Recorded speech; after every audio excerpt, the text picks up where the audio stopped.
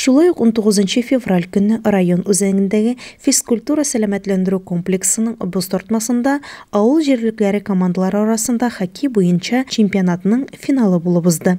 Әлегә киеренке барган ярышта Аккүз, Карабаш, Бишкурай һәм Яңа Аю авыл биләмәләре командалары катнашты.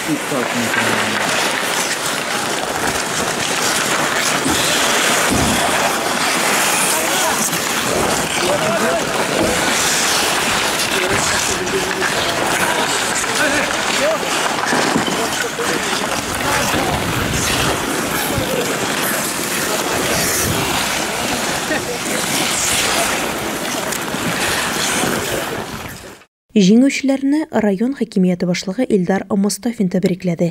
Урыннар түбәндәгечә бүленде. 4нче урынга Карабаш авыл советы авыл биләмәсе командасы чыкты. 3нче урын Яңа Аю авыл биләмәсе командасына бирелде. 2нче урынны Бишкурай авыл җирлеге командасы яуласа, чемпионатның абсолют җиңүчесе дип Аккүз авыл советы авыл биләмәсе командасы табылды. Аккүз авыл советы авыл биләмәсе җирлеге командасы приз сыйфатында хоккей тартмасы һәм уенчылар формасына ия булды. Җиңүчеләрне котлыйбыз. Алга таба да уңышлар теләп калабыз.